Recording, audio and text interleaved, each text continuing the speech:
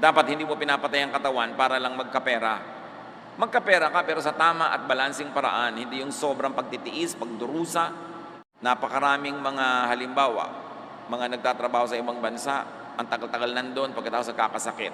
Pag uwi dito may sakit na, hindi na ma-enjoy ang inipon. Kasi araw-araw kinakain delata, nagtitipid para maipadala lahat sa Pilipinas.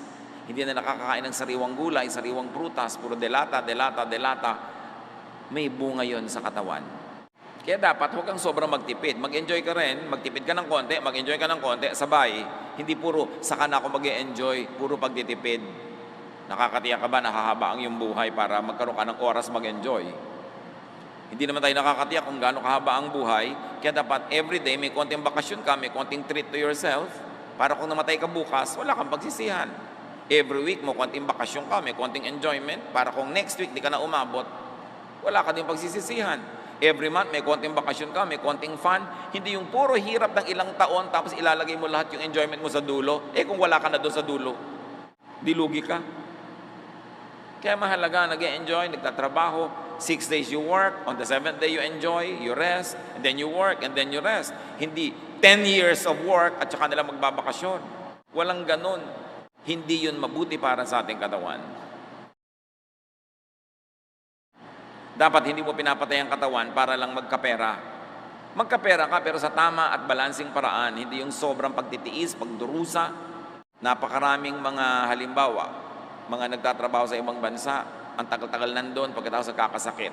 Pag uwi dito may sakit na, hindi na ma-enjoy ang inipon. Kasi araw-araw kinakain delata, nagtitipid para maipadala lahat sa Pilipinas. Hindi na nakakakain ng sariwang gulay, sariwang prutas, puro delata, delata, delata. May bunga yon sa katawan.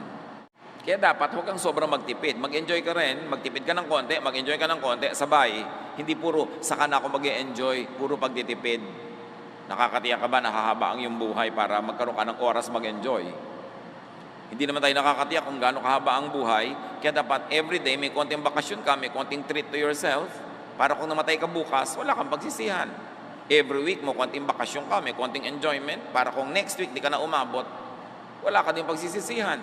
Every month, may konting bakasyon ka, may konting fun. Hindi yung puro hirap ng ilang taon, tapos ilalagay mo lahat yung enjoyment mo sa dulo. Kung wala ka na doon sa dulo, di lugi ka.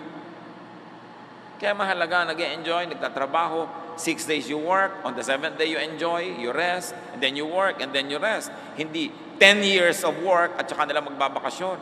Walang ganun. Hindi yun mabuti para sa ating katawan.